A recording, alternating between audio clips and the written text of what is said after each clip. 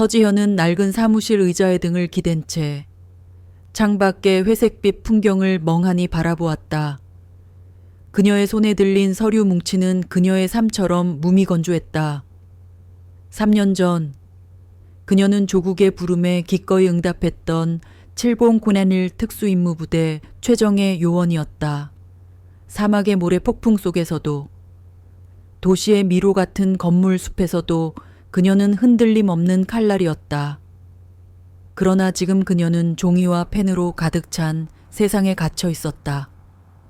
군 복무 중 겪었던 임무 실패와 동료 현수의 죽음은 그녀의 마음에 깊은 상처를 남겼고 결국 전역을 택하게 만들었다. 이제 그녀는 평범한 30살의 여성이라는 낯선 갑옷을 입고 살아가고 있었다. 그러나 그 갑옷은 그녀를 보호해주기보다 그녀의 정체성을 억누르고 질식시키는 듯했다. 퇴근 시간이 되자 그녀의 절친한 친구인 유미나와 박준호가 사무실로 찾아왔다. 두 사람은 그녀의 유일한 안식처였다. 지현아, 우리 떠나자. 이대로 있다간 숨 막혀 죽을 것 같아. 미나가 그녀의 손을 잡으며 말했다. 박준호는 옆에서 고개를 끄덕였다. 맞아. 마침 회사에서 2박 3일 휴양권을 줬어. 유명한 곳은 아니지만 조용하고 경치 좋은 계곡이래. 지현은 잠시 망설였다. 평범한 사람들과 어울려 휴가를 즐기는 것이 어색하게 느껴졌다. 하지만 두 사람의 간절한 눈빛을 외면할 수 없었다. 좋아, 갈게. 그녀의 대답에 두 사람은 아이처럼 기뻐했다. 그녀는 짐을 꾸리며 10년 전 세상을 떠난 아버지, 서진철 형사의 사진을 발견했다. 그의 미소는 언제나처럼 따뜻하고 든든했다. 아버지는 그녀의 영웅이었다. 비록 평범한 형사였지만 불의와 타협하지 않는 그의 고든 신념은 그녀에게 깊은 영향을 주었다. 그러나 10년 전 아버지는 한 대기업 회장의 비리를 추적하던 중 갑작스러운 교통사고로 세상을 떠났다. 당시 경찰은 단순 사고로 종결했지만 지현은 직감적으로 그것이 사고가 아님을 알고 있었다. 그러나 어린 그녀는 아무것도 할 수 없었다. 며칠 후, 세 사람은 아버지가 생전에 자주 찾던 북한산 깊은 계곡에 위치한 고유 펜션으로 향했다. 아빠, 저 왔어요. 아빠가 좋아하시던 곳에 왔어요. 지현은 속으로 중얼거렸다. 아버지는 이 계곡을 영혼의 안식처라고 불렀다. 깊고 푸른 계곡물은 아픔을 씻어내고 새소리는 마음을 평온하게 해주는 듯했다. 미나와 준호는 펜션에 짐을 풀자마자 계곡으로 달려가 물장구를 치며 웃고 떠들었다. 지현은 멀찍이 떨어져 앉아 그들의 웃음소리를 들으며 아주 오랜만에 평온을 느꼈다. 어쩌면 이대로 평범한 삶을 살아갈 수 있을지도 모른다는 작은 희망이 그녀의 마음 한구석에 피어났다. 하지만 그 평화는 오래가지 않았다. 어둠이 내리기 시작할 무렵 엔진 소리가 계곡의 정적을 깨뜨렸다. 황태준과 그의 일행은 굉음을 내며 나타났다. 그들은 명품 옷을 입고 있었지만 거친 행동과 말투는 영락없는 양아치였다. 그들은 술에 잔뜩 취한 채 계곡 상류에 자리 잡고 있던 한 가족을 위협하며 자리를 빼앗았다. 아이는 울음을 터뜨렸고 부모는 겁에 질려 황급히 자리를 피했다. 미나와 준호는 불쾌한 표정을 지으며 그들을 지켜보았다. 준호는 끓어오르는 분노를 억누르며 지현에게 속삭였다. 지현아, 우리 그냥 다른 데로 옮기자. 엮이면 피곤해져. 그러나 황태준의 눈이 유민에게 꽂혔다. 어이 아가씨, 우리랑 같이 놀지 않을래? 아주 재밌는 걸 보여줄게. 황태준은 야비한 미소를 지으며 민에게 다가갔다. 준호가 그의 앞을 막아섰다. 이봐요, 그만하시죠. 우리 일행한테 이러지 마세요. 준호는 침착하게 말했다. 그러나 황태준은 그의 말을 비웃으며 준호의 뺨을 세게 후려쳤다. 어디서 감히 개수작이야. 주제 파악 못하고. 준호는 휘청거리며 땅에 주저앉았다. 미나는 겁에 질려 준호의 팔을 잡았다. 황태준은 낄낄대며 웃었다. 이 새끼, 너 때문에 흥이 깨졌잖아. 무릎 꿇고 사과해. 그럼 용서해 줄게. 준호는 치욕스러운 표정으로 황태준을 노려보았다. 미나는 겁에 질려 눈물을 글썽겼다. 지현은 더 이상 참을 수 없었다. 억눌려 있던 분노와 슬픔, 그리고 과거의 악몽이 그녀의 내면에서 폭발했다. 사막 한가운데서 숨을 거두던 현수의 마지막 얼굴, 그리고 아버지를 잃었던 비통함이 미나의 겁에 질린 얼굴과 겹쳐졌다. 그녀의 몸은 본능적으로 반응했다. 그만해. 지연의 목소리는 차가운 얼음처럼 단단했다. 황태준은 그녀를 힐끗 보며 비웃었다. 이 아가씨는 또 뭐야? 깡이 좀 있는 것 같은데. 그러나 그 말이 끝나기도 전에 지현의 움직임은 시작되었다. 그녀의 몸은 마치 하나의 유기체처럼 유연하고도 빠르게 움직였다. 황태준의 손목을 잡고 순식간에 그의 팔을 꺾었다. 으악! 황태준의 비명소리가 계곡에 울려 퍼졌다. 뼈가 어긋나는 둔탁한 소리가 들렸다. 그는 고통에 일그러진 얼굴로 지현을 노려보았다. 이 미친년이. 황태준의 부하들이 달려들었지만 지현은 이미 그들의 움직임을 예측하고 있었다. 그녀의 발차기는 정확했고 주먹은 강철처럼 단단했다. 그녀의 몸은 무용을 하듯 아름답게 움직였지만 그 움직임 하나하나에는 압도적인 힘과 기술이 담겨 있었다. 단 몇 초 만에 건장한 남자 4~5명이 땅바닥에 널브러졌다. 지현은 고통에 신음하는 황태준의 멱살을 잡아 일으켰다. 그의 눈에는 공포와 경멸이 뒤섞여 있었다. 지금 당장 내 친구와 저 가족들에게 무릎 꿇고 사과해. 지현의 목소리는 한치의 흔들림도 없었다. 황태준은 감히 그녀의 눈을 똑바로 쳐다보지 못했다. 그는 굴욕감에 몸을 떨며 주은호와 미나에게 빌다시피 사과했다. 죄송합니다. 정말 죄송합니다. 그의 목소리는 개미만 했다.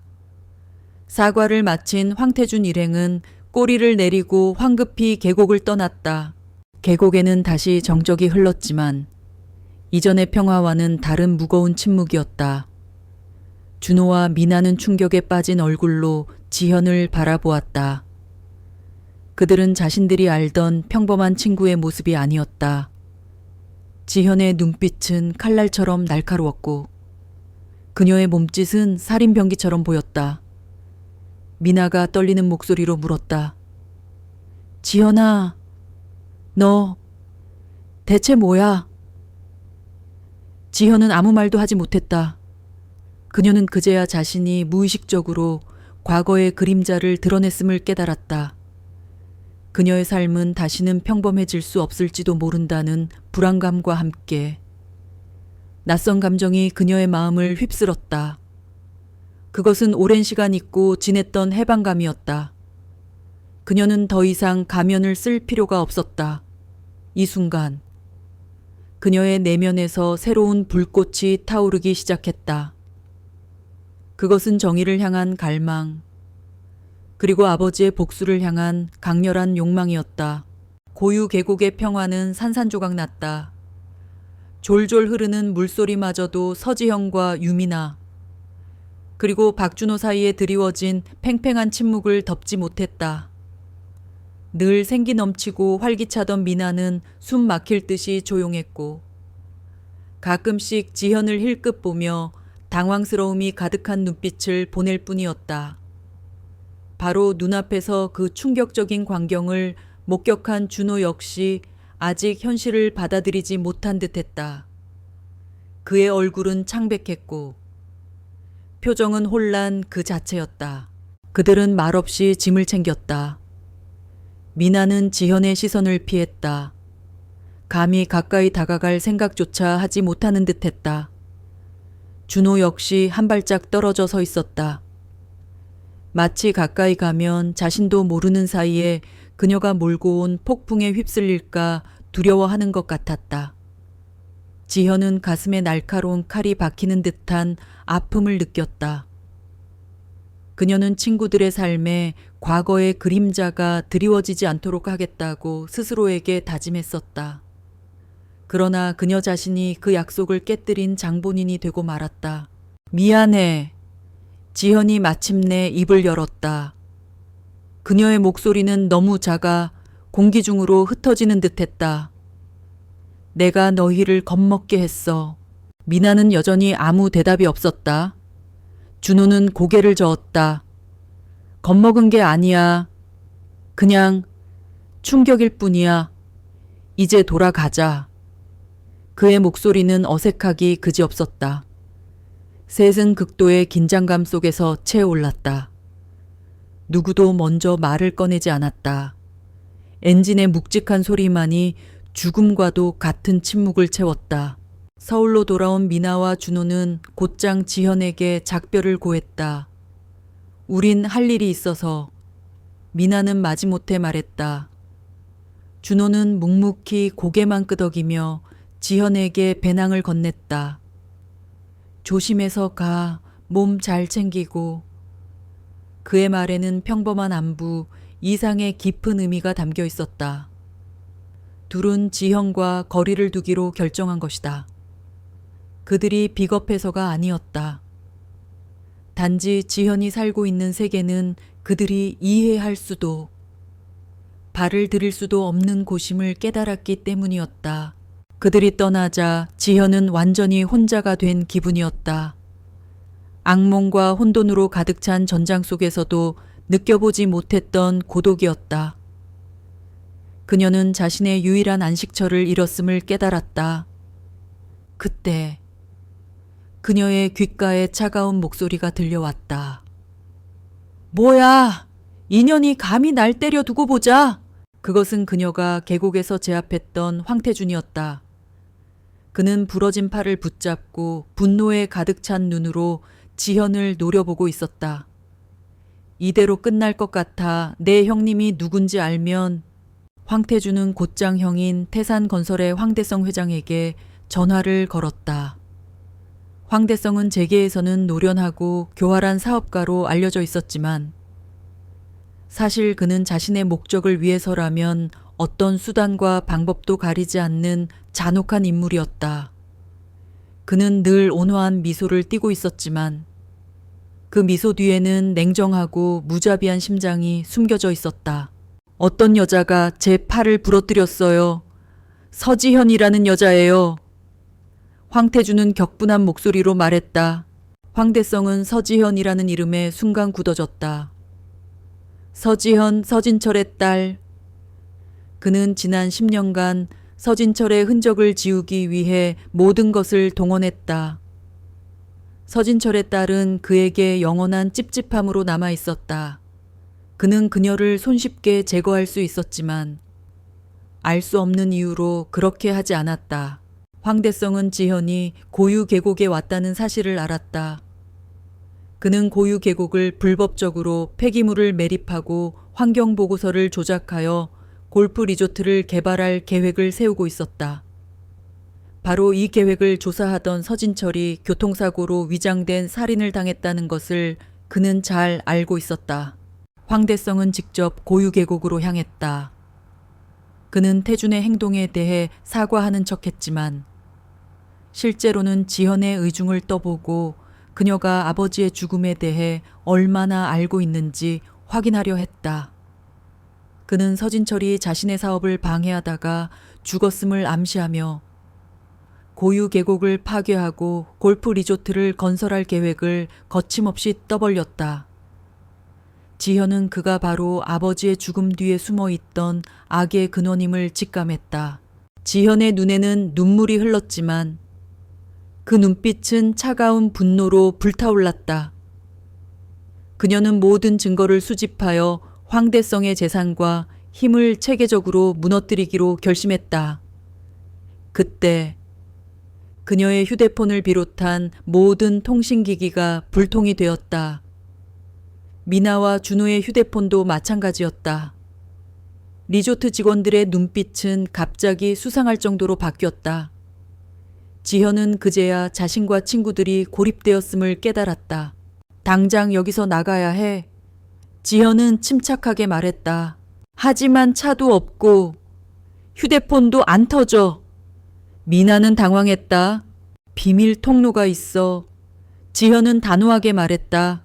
지현은 친구들을 이끌고 산 뒤편에 있는 비밀 통로로 도망쳤다. 그들은 황대성의 추격을 피해 달리고 또 달렸다. 다행히 그들은 지나가던 트럭 운전수의 도움으로 서울로 돌아올 수 있었다. 차 안의 공기는 무거웠고 지현은 친구들을 위험에 빠뜨렸다는 죄책감에 시달렸다. 서울로 돌아온 후 준호와 미나는 지현과의 연락을 끊기로 결정했다. 그것이 그들 모두를 위한 최선이라고 생각했기 때문이었다. 지현은 고통스러웠지만 그들의 결정을 받아들였고 다시 완전히 혼자가 되었다. 지현은 더 이상 도망칠 수 없음을 깨달았다. 그녀는 복수를 위해 그리고 아버지의 죽음 뒤에 숨겨진 진실을 밝히기 위해 황대성과 정면으로 맞서기로 결심했다. 그녀는 군 복무 시절 선배였던 오진우를 떠올렸다. 군 내부 비리를 폭로하려다 강제 전역당한 그만이 이 싸움에서 그녀를 도와줄 수 있는 유일한 사람이었다. 서울로 돌아온 서지현의 삶은 다시 무너져 내렸다. 유일한 안식처였던 친구들마저 그녀를 떠났다. 그들의 침묵은 비수처럼 그녀의 심장을 찔렀다. 그녀는 이제 완전히 혼자가 되었다. 고요 계곡에서 겪었던 사건 이후 그녀는 더 이상 평범한 서지현으로 돌아갈 수 없음을 깨달았다. 그녀의 내면에 잠들어 있던 전사의 본능이 깨어났고 그 본능은 이제 그녀의 모든 것을 지배하고 있었다. 그녀의 눈에 비치는 세상은 온통 검은색과 회색으로 가득했다. 그녀는 홀로 텅 빈 방에 앉아 하염없이 눈물을 흘렸다. 며칠이 지났다. 지현은 더 이상 울지 않았다. 그녀의 눈물은 분노와 결심으로 바뀌었다. 그녀는 복수를 선택했다. 그것은 단순한 개인적인 복수가 아니었다. 그것은 아버지의 정의를 지키고 그를 죽음으로 몰고 간 거대한 악의 무리를 무너뜨리는 싸움이었다. 그녀는 이 싸움에서 혼자서는 승리할 수 없음을 알고 있었다. 그녀에게는 힘이 필요했다. 그리고 그녀는 그 힘을 어디에서 찾아야 할지 알고 있었다.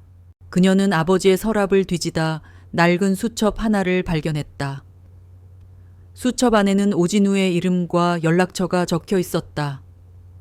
오진우는 지현의 군 복무 시절 선배이자 멘토였다. 그는 뛰어난 해커이자 전술가였으며 군대 내의 부패를 폭로하려다 억울하게 강제 전역당한 인물이었다. 그는 불의에 굴복하지 않았던 아버지와 닮아 있었다. 지현은 떨리는 손으로 전화 버튼을 눌렀다. 신호음이 몇 번 울린 후 차갑고 무뚝뚝한 목소리가 들려왔다. 누구세요? 선배, 저 서지현입니다. 잠시 침묵이 흘렀다. 오랜만이군. 무슨 일이지? 내가 도와줄 일은 없을 텐데. 그의 목소리는 무심했지만 그 속에는 알 수 없는 감정이 숨겨져 있었다. 할 말이 있습니다.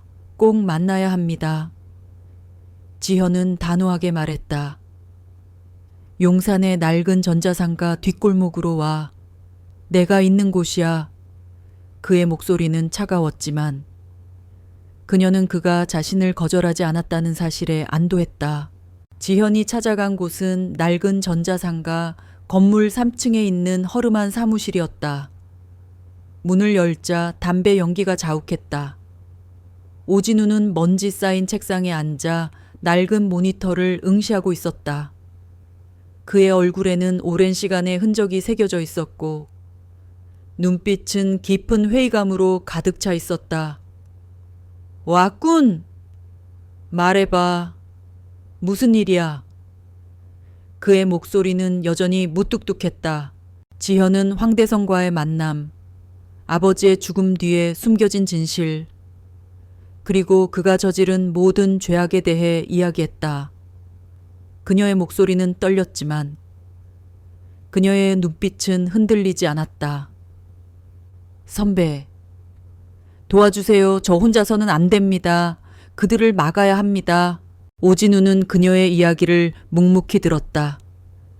그의 얼굴은 아무런 표정도 짓지 않았지만 그의 눈빛은 흔들리고 있었다. 지현이 말한 모든 것이 그가 군대에서 보았던 부패의 그림자와 너무나도 닮아 있었기 때문이었다. 그는 지현의 아버지 서진철이 추구했던 정의가 돈과 권력 앞에 무참히 짓밟히는 것을 보며 깊은 절망감을 느꼈다. 그리고 자신의 무력함에 분노했다. 오진우는 담배 한 개비를 꺼내 불을 붙였다. 내가 왜 도와야 하지? 내 인생도 이미 망가졌어. 너도 알잖아. 군대에서 나와서 이렇게 시궁창 같은 삶을 살고 있는 나에게 뭘 바라는 거야. 그의 목소리에는 깊은 자조와 절망이 묻어 있었다. 지현은 그의 눈을 똑바로 바라보았다.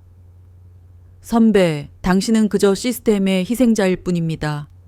당신은 정의를 위해 싸우려 했지만 그 시스템이 당신을 배신한 겁니다. 당신이 포기했던 모든 것을 제가 다시 시작하려고 합니다. 그리고 저는 선배 없이는 이길 수 없습니다. 그녀의 목소리는 단호했다. 오진우는 긴 침묵 끝에 담배를 껐다. 그는 그녀의 눈에서 자신의 과거를 보았다. 그것은 좌절과 절망으로 가득 찬 자신의 모습이었다. 하지만 동시에 그는 그녀의 눈에서 꺼지지 않는 불꽃을 보았다. 그것은 그가 잃어버렸던 희망이었다. 좋아, 도와주지. 하지만 한 가지 명심해. 이 게임은 네가 생각하는 것보다 훨씬 더 위험해. 우리는 그림자 속에 숨어 싸워야 해. 내 말에 무조건 복종해야 한다. 그렇지 않으면 둘 다 죽어. 그의 목소리는 차갑지만 결연했다. 지현은 고개를 끄덕였다. 알겠습니다. 그럼 시작하지. 첫 번째 목표는 황대성의 심장이야. 오진우는 모니터를 가리키며 말했다. 모니터에는 태산건설 본사 건물의 설계도가 떠 있었다. 그의 모든 비밀은 태산건설 본사의 중앙 서버에 저장되어 있어. 그 서버는 외부망과 완전히 분리되어 있지. 외부에서는 절대로 해킹할 수 없어. 어떻게 해야 하죠? 지현이 물었다. 직접 들어가서 USB를 꽂아야 해. 그리고 그 USB에 악성 코드를 심어 놓으면 돼. 오진우는 차분하게 말했다. 잠입해야 한다는 말이군요. 지현은 긴장했지만 망설이지 않았다. 오진우는 고개를 끄덕였다. 그래, 내 특수 임무 능력과 나의 해킹 능력이 합쳐지면 불가능한 일은 아니야. 하지만 위험 부담이 너무 커. 오진우는 태산건설 본사의 보안 시스템과 경비원들의 순찰 경로를 분석하기 시작했다. 그는 수십 개의 감시 카메라와 센서, 그리고 보안 경비원들의 교대 시간과 식사 시간을 파악했다. 그의 눈은 컴퓨터 화면 위를 빠르게 움직였고 그는 마치 거대한 퍼즐을 맞추는 것처럼 모든 정보를 조합했다.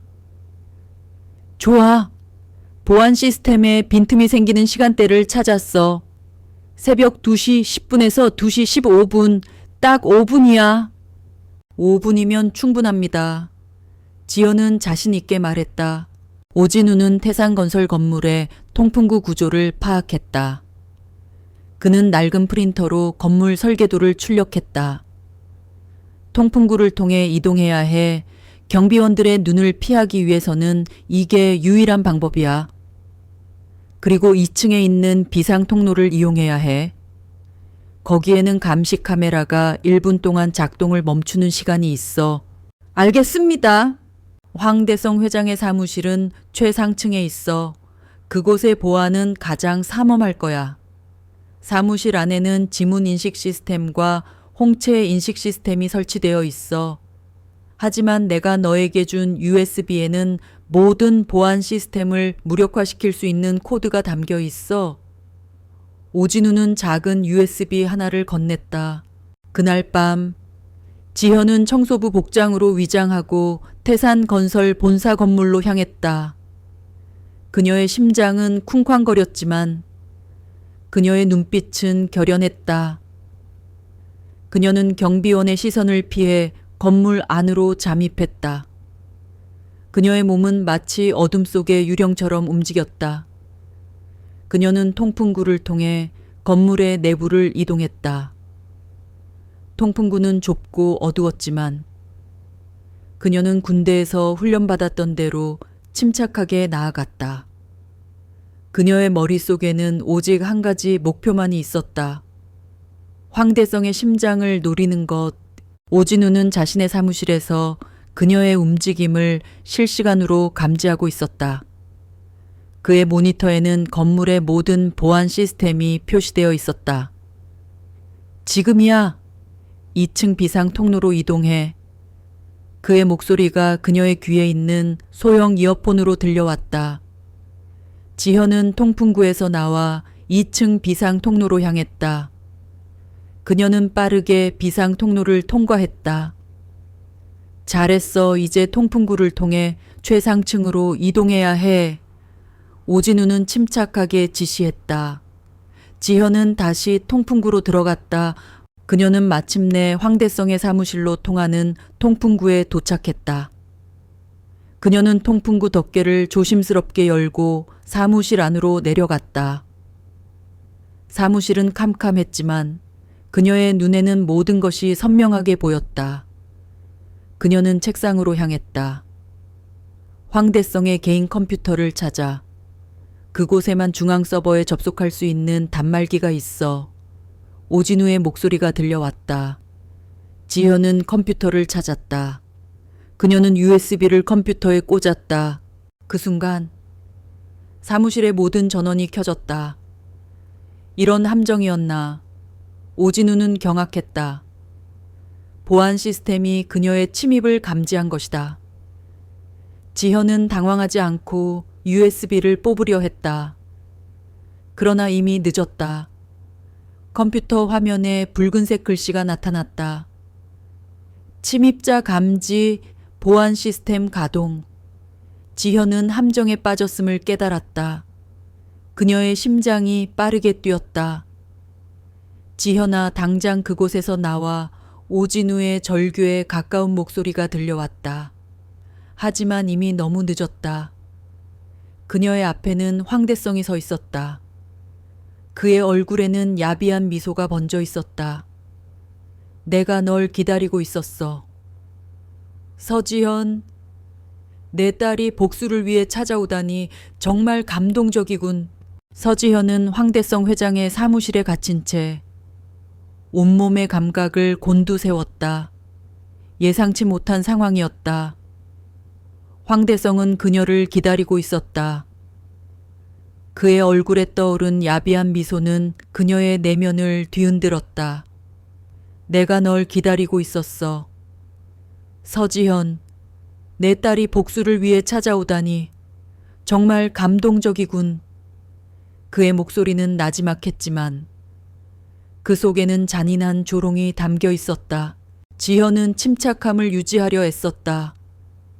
그녀는 그의 말을 무시하고 USB를 뽑으려 했다. 그러나 황대성은 그녀의 움직임을 예상하고 있었다. 아무 소용없어. 내 컴퓨터는 이미 특수 보안 프로그램으로 보호되고 있어. 네가 꽂은 USB는 이미 감염됐고 네가 가져온 모든 정보는 이미 내 손에 들어왔어. 그의 말에 지현은 절망감을 느꼈다. 모든 계획이 물거품이 된 것이다. 그녀는 속수무책으로 당할 수밖에 없었다. 그녀의 귓께는 오진우의 절규에 가까운 목소리가 들려왔다. 지현아, 당장 그곳에서 나와. 그러나 그녀는 이미 함정에 빠졌다. 황대성은 그녀의 손에서 USB를 빼앗아 창밖으로 던져버렸다. 이제 넌 아무것도 아니야. 넌 그저 내 발밑에 작은 벌레일 뿐이야. 그의 목소리에는 승자의 오만함이 가득했다. 지현은 황대성의 말을 듣고도 동요하지 않았다. 그녀는 차가운 눈으로 그를 응시하며 말했다. 당신이 이겼다고 생각하나요? 당신은 아직 아무것도 모릅니다. 황대성은 그녀의 말에 코웃음 쳤다. 내가 모르는 게 뭐가 있겠어? 너의 모든 것을 알고 있는데. 그는 그녀의 과거, 그녀의 군 생활, 그녀의 친구들, 심지어 그녀의 아버지가 어떻게 죽었는지까지 모두 알고 있었다. 내 아버지는 정말 어리석은 사람이었어. 돈과 명예를 버리고 정의를 택하다니. 하하하. 그의 웃음소리는 사무실을 가득 채웠다. 지현은 그의 말에 분노를 느꼈다. 그러나 그녀는 분노를 억누르고 침착하게 말했다. 당신이 아는 건 아무것도 아닙니다. 당신은 그저 당신이 보고 싶은 것만 보고 있습니다. 당신의 죄악은 이미 세상에 드러날 겁니다. 황대성은 그녀의 말에 흥미를 느꼈다. 오호, 그래 그럼 어디 한번 해봐. 네가 가진 게 뭐가 있는지 모르겠지만 난 이미 모든 것을 준비해놨어. 네가 날 공격하면 난 널 산산조각 낼 거야. 그의 눈빛은 광기로 번뜩였다. 그 순간 사무실의 모든 전등이 깜빡거리며 꺼졌다. 뭐야? 황대성은 당황했다. 그의 얼굴에서 오만한 미소가 사라졌다. 오진우의 목소리가 지현의 귀에 있는 소형 이어폰으로 들려왔다. 지현아, 들리니 내가 보안 시스템을 해킹했어. 지금부터 10분 동안만 모든 보안 시스템이 꺼질 거야. 서둘러. 지현은 망설이지 않았다. 그녀는 황대성에게 달려들었다. 황대성은 그녀의 움직임을 예측하지 못했다. 그녀는 그의 팔을 잡고 꺾어버렸다. 으악! 황대성의 비명소리가 어둠 속에서 울려 퍼졌다. 그녀는 그의 목을 조르고 그를 바닥에 내동댕이 쳤다. 그는 숨을 헐떡이며 몸부림쳤다.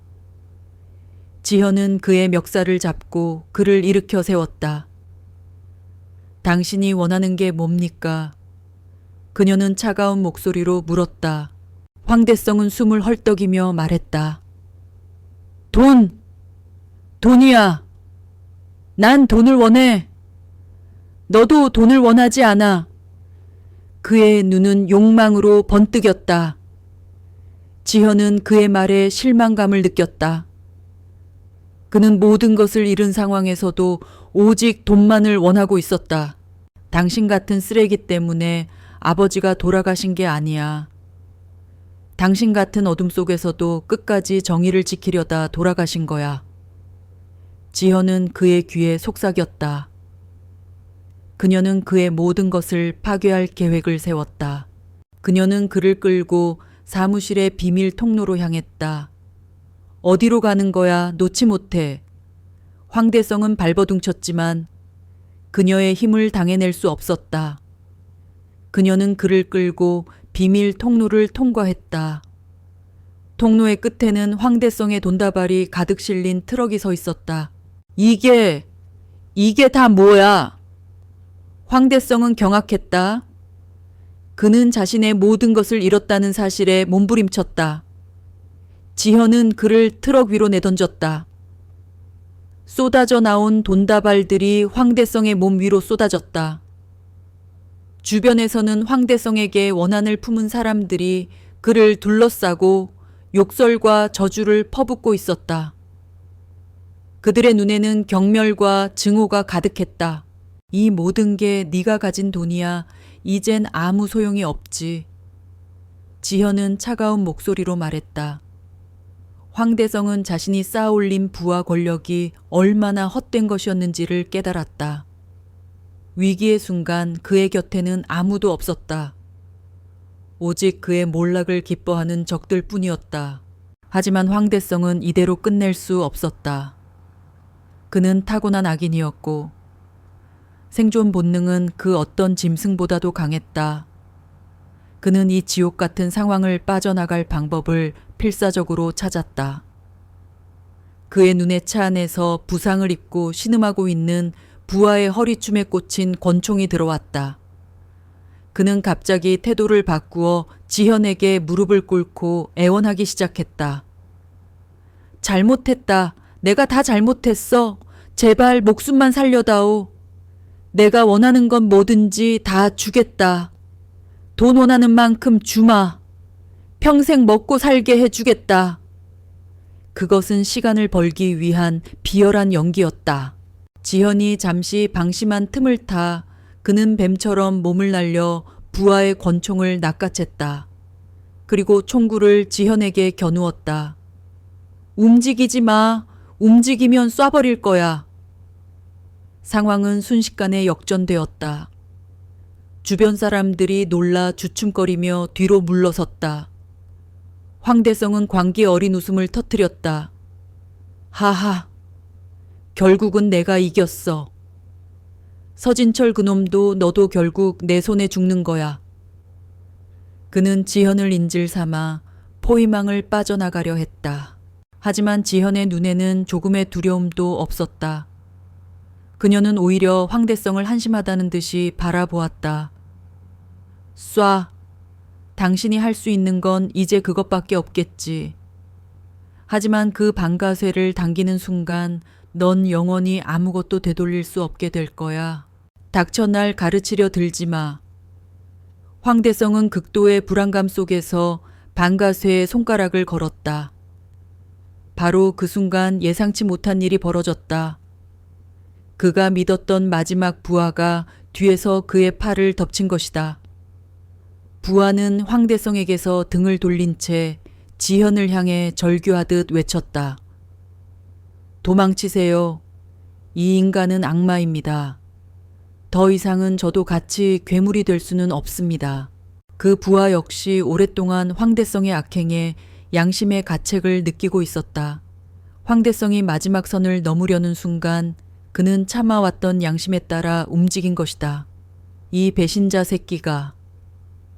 황대성은 자신을 붙잡은 부하와 격렬한 몸싸움을 벌였다. 그 틈을 놓치지 않고 지현은 앞으로 몸을 날려 황대성의 손에서 총을 쳐냈다. 권총이 바닥에 떨어지며 둔탁한 소리를 냈다. 모든 카드를 잃어버린 황대성은 완전히 이성을 잃었다. 그는 짐승처럼 울부짖으며 지현에게 달려들었다. 그것은 더 이상 싸움이 아닌 죽음을 앞둔 자의 처절한 발악이었다. 하지만 그의 마지막 저항은 무의미했다. 지현은 그의 공격을 가볍게 피하며 그의 팔을 꺾어 땅바닥에 완전히 제압했다. 그녀는 황대성의 귓가에 마지막 말을 속삭였다. 내 아버지는 당신 같은 쓰레기 때문에 돌아가신 게 아니야. 당신 같은 어둠 속에서도 끝까지 정의를 지키려다 돌아가신 거야. 당신은 평생 그 이름의 무게에 짓눌려 살게 될 거다.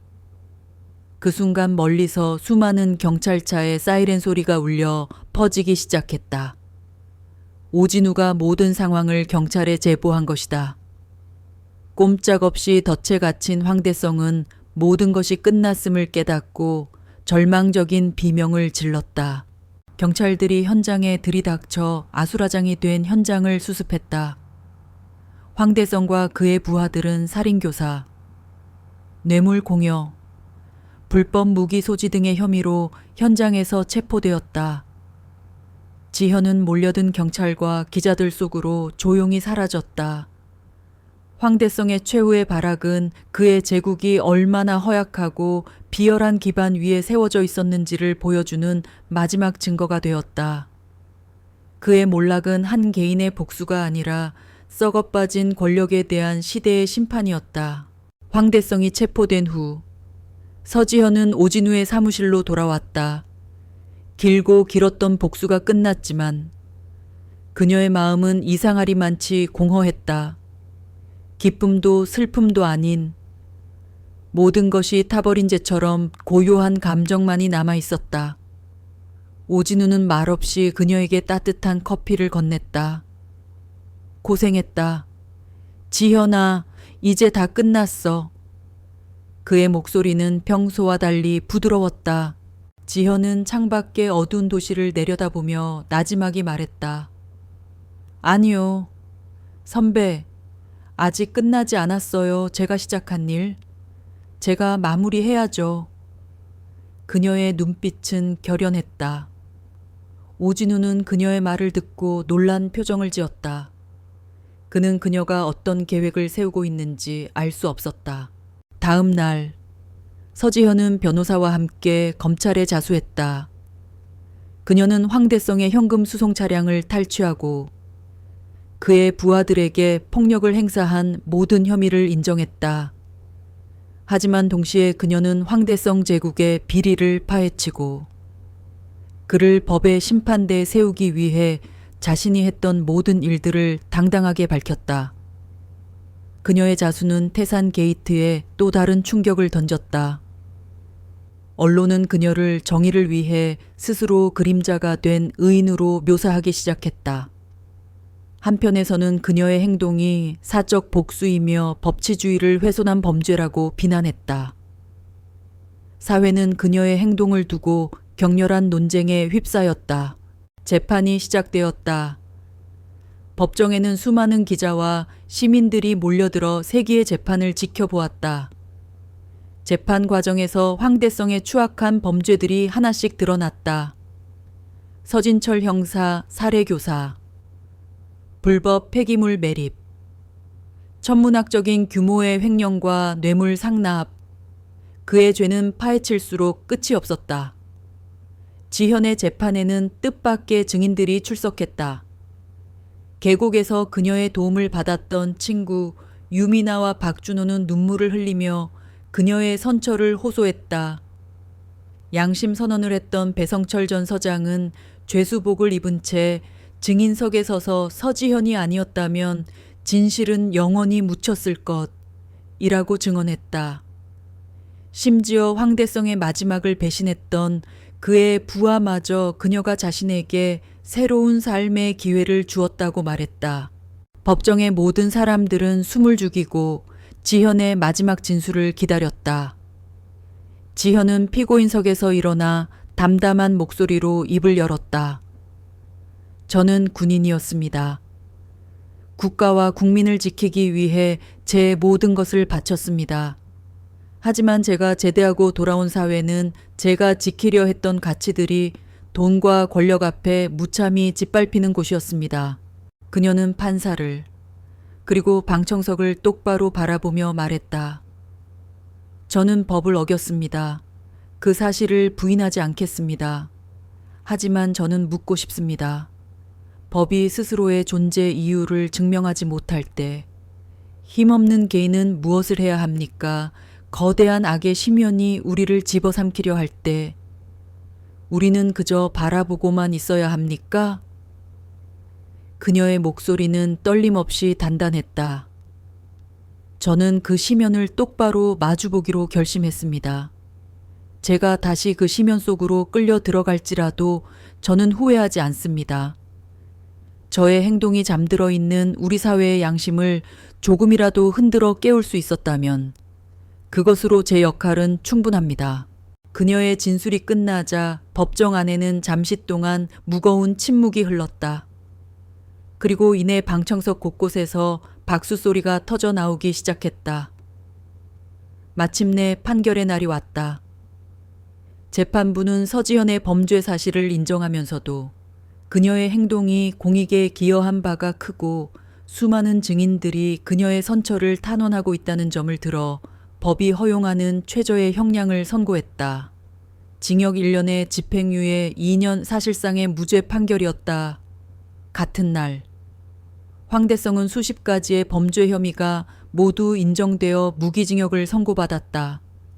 법정을 나서며 그는 절규했지만 아무도 그의 말에 귀 기울이지 않았다.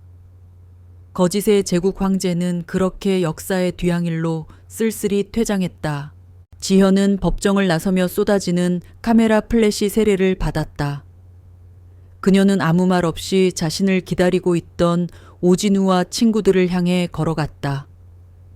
그녀의 얼굴에는 아주 오랜만에 희미하지만 따뜻한 미소가 떠올라 있었다. 시면과의 길고 긴 싸움은 끝났다. 그녀는 시면을 들여다보았지만 시면에 잡아먹히지 않았다. 오히려 그 시면의 어둠을 뚫고 한 줄기 빛을 세상에 드러냈다. 시간이 흘렀다. 세상을 떠들썩하게 했던 태산 게이트의 광풍은 점차 잦아들고 사람들의 기억 속에서 서서히 잊혀갔다. 황대성과 함께 부패의 사슬에 얽혀있던 수많은 권력자들은 법의 심판을 받았고 사회는 아주 조금 더 투명한 방향으로 나아갔다. 서지현은 도시를 떠났다. 그녀는 더 이상 과거의 그림자에 얽매이지도 미래를 불안해하지도 않았다. 그녀는 현재를 살아가는 법을 배우기 시작했다. 그녀는 전국을 여행하며 자신과 같은 아픔을 가진 사람들을 만났다. 국가로부터 버림받은 참전 용사들, 거대 자본의 삶의 터전을 잃은 사람들, 그녀는 그들의 이야기를 들어주고 법률적 지원을 받을 수 있도록 연결해주며 조용한 연대를 이어갔다. 그녀의 싸움은 끝났지만 그녀의 전쟁은 다른 방식으로 계속되고 있었다. 오진우는 여전히 어두운 골목의 사무실을 지키고 있었다. 하지만 그는 더 이상 돈을 받고 남의 뒤를 캐는 해결사가 아니었다. 그는 자신의 능력을 이용해 사회의 부조리를 고발하는 탐사보도 전문 매체와 협력하며 얼굴 없는 고발자로 활동했다. 그는 지현과의 싸움을 통해 냉소와 불신으로 가득했던 자신의 세상에 작은 희망의 불씨를 되살렸다. 어느 봄날 지현은 다시 그 계곡을 찾았다. 황대성이 불법 폐기물로 망가뜨렸던 그곳은 수년간의 시민단체와 정부의 노력 끝에 조금씩 예전의 모습을 되찾아가고 있었다. 계곡을 뒤덮었던 쓰레기 더미는 치워졌고 그 자리에는 야생화가 피어나고 있었다. 물은 아직 예전처럼 맑지는 않았지만 다시 생명이 돌아오고 있다는 증거였다. 지현은 아버지와의 추억이 깃든 바위에 앉아 조용히 흐르는 물을 바라보았다. 그때 누군가 그녀의 어깨를 가볍게 두드렸다. 돌아보자 그곳에는 유미나와 박준호가 환한 미소를 지으며 서 있었다. 그들의 손에는 따뜻한 커피가 들려 있었다. 올 줄 알았어, 준호가 말했다. 그들의 관계는 예전처럼 완벽하게 돌아갈 수는 없었지만 시련을 함께 겪으며 더욱 단단하고 깊은 유대로 이어져 있었다. 그들은 더 이상 지현의 과거를 묻지 않았다. 그들은 현재의 그녀를 있는 그대로의 모습으로 받아들이고 있었다. 세 사람은 나란히 앉아 말없이 계곡을 바라보았다. 지현의 마음속에서 오랫동안 그녀를 괴롭혔던 아버지에 대한 죄책감과 그리움이 눈 녹듯 사라지고 따뜻한 평온이 찾아왔다. 그녀는 이제 아버지를 편안하게 보내줄 수 있을 것 같았다. 아빠, 이제 편히 쉬세요. 그녀는 마음속으로 속삭였다. 잿더미가 된 제국 위에도, 상처 입은 영혼 위에도 시간은 흐르고 새로운 생명은 피어난다. 서지현의 복수는 끝났지만 그녀가 세상에 남긴 이야기는 이제 막 시작되고 있었다. 그것은 절망의 시면 속에서도 끝까지 희망을 놓지 않았던 한 인간의 위대한 승리에 대한 기록이었다. 그녀는 잿더미 위에 핀 한 송이 꽃처럼 묵묵히 자신의 자리에서 세상을 향해 가장 단단하고 아름다운 증거로 남아 있었다. 서지현은 황대성 회장의 사무실에 갇힌 채 온몸의 감각을 곤두세웠다. 예상치 못한 상황이었다. 황대성은 그녀를 기다리고 있었다.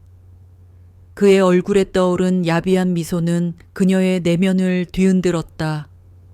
내가 널 기다리고 있었어. 서지현, 내 딸이 복수를 위해 찾아오다니 정말 감동적이군. 그의 목소리는 나지막했지만 그 속에는 잔인한 조롱이 담겨 있었다. 지현은 침착함을 유지하려 애썼다. 그녀는 그의 말을 무시하고 USB를 뽑으려 했다. 그러나 황대성은 그녀의 움직임을 예상하고 있었다. 아무 소용없어. 내 컴퓨터는 이미 특수 보안 프로그램으로 보호되고 있어. 네가 꽂은 USB는 이미 감염됐고 네가 가져온 모든 정보는 이미 내 손에 들어왔어. 그의 말에 지현은 절망감을 느꼈다. 모든 계획이 물거품이 된 것이다. 그녀는 속수무책으로 당할 수밖에 없었다. 그녀의 귓께는 오진우의 절규에 가까운 목소리가 들려왔다. 지현아, 당장 그곳에서 나와. 그러나 그녀는 이미 함정에 빠졌다. 황대성은 그녀의 손에서 USB를 빼앗아 창밖으로 던져버렸다. 이제 넌 아무것도 아니야. 넌 그저 내 발밑에 작은 벌레일 뿐이야. 그의 목소리에는 승자의 오만함이 가득했다. 지현은 황대성의 말을 듣고도 동요하지 않았다. 그녀는 차가운 눈으로 그를 응시하며 말했다. 당신이 이겼다고 생각하나요? 당신은 아직 아무것도 모릅니다. 황대성은 그녀의 말에 코웃음 쳤다. 내가 모르는 게 뭐가 있겠어? 너의 모든 것을 알고 있는데. 그는 그녀의 과거, 그녀의 군 생활, 그녀의 친구들, 심지어 그녀의 아버지가 어떻게 죽었는지까지 모두 알고 있었다. 내 아버지는 정말 어리석은 사람이었어. 돈과 명예를 버리고 정의를 택하다니. 하하하. 그의 웃음소리는 사무실을 가득 채웠다. 지현은 그의 말에 분노를 느꼈다. 그러나 그녀는 분노를 억누르고 침착하게 말했다. 당신이 아는 건 아무것도 아닙니다. 당신은 그저 당신이 보고 싶은 것만 보고 있습니다. 당신의 죄악은 이미 세상에 드러날 겁니다. 황대성은 그녀의 말에 흥미를 느꼈다. 오호, 그래 그럼 어디 한번 해봐. 네가 가진 게 뭐가 있는지 모르겠지만 난 이미 모든 것을 준비해놨어. 네가 날 공격하면 난 널 산산조각 낼 거야. 그의 눈빛은 광기로 번뜩였다. 그 순간 사무실의 모든 전등이 깜빡거리며 꺼졌다. 뭐야, 황대성은 당황했다. 그의 얼굴에서 오만한 미소가 사라졌다. 오진우의 목소리가 지현의 귀에 있는 소형 이어폰으로 들려왔다. 지현아, 들리니 내가 보안 시스템을 해킹했어.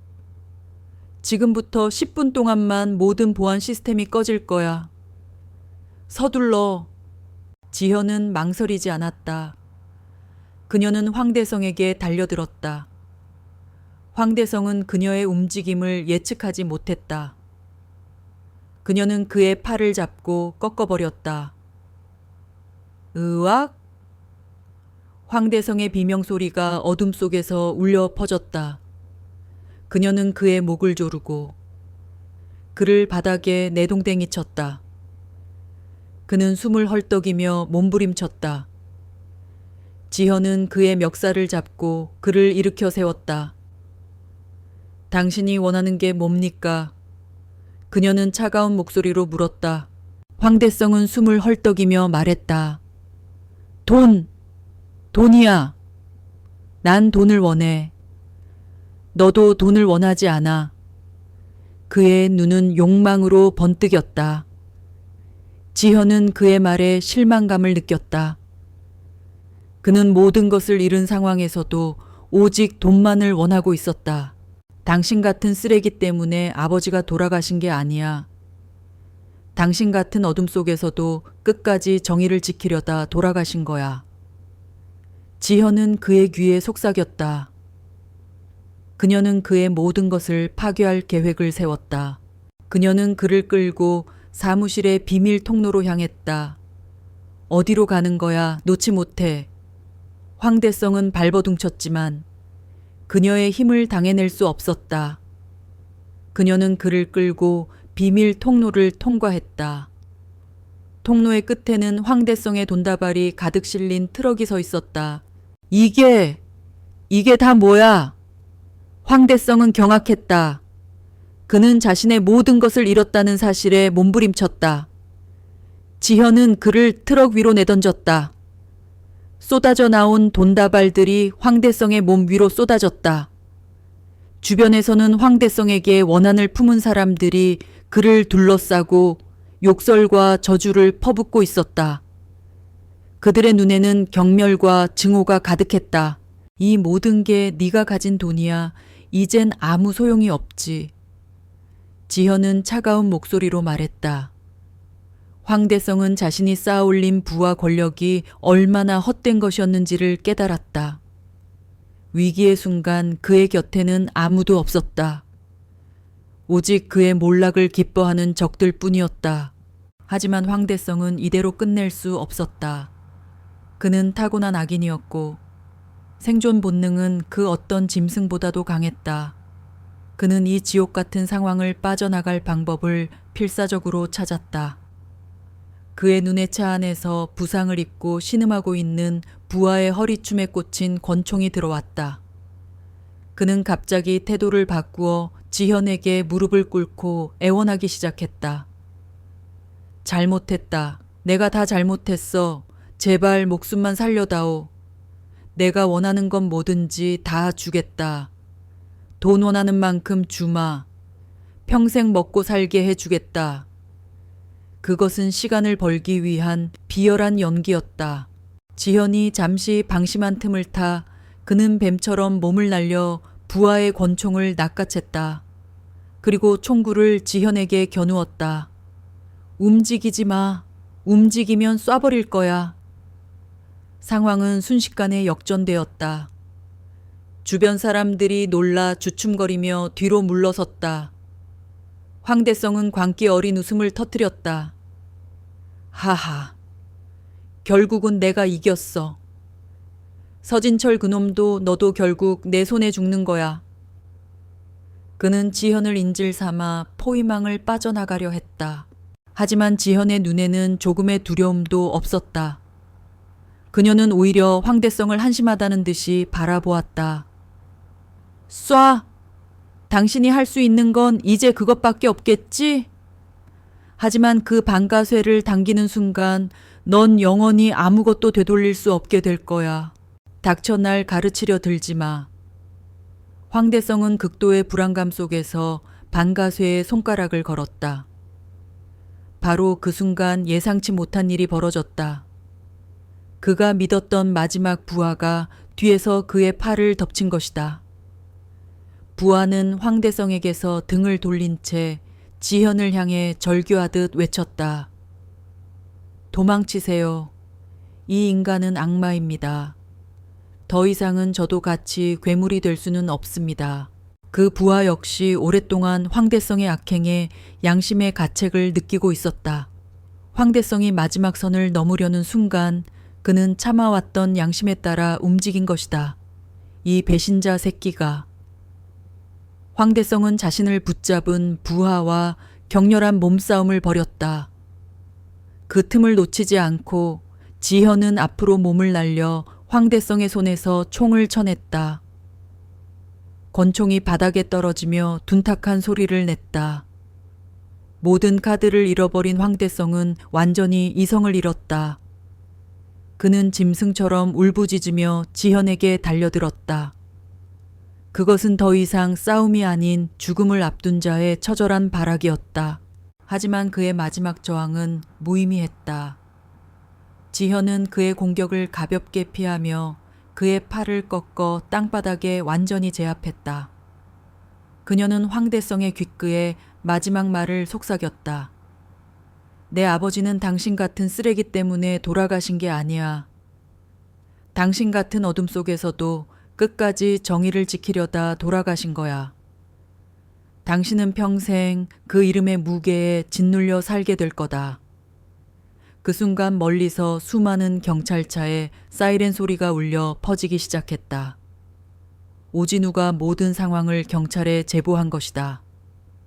꼼짝없이 덫에 갇힌 황대성은 모든 것이 끝났음을 깨닫고 절망적인 비명을 질렀다. 경찰들이 현장에 들이닥쳐 아수라장이 된 현장을 수습했다. 황대성과 그의 부하들은 살인교사, 뇌물공여, 불법 무기 소지 등의 혐의로 현장에서 체포되었다.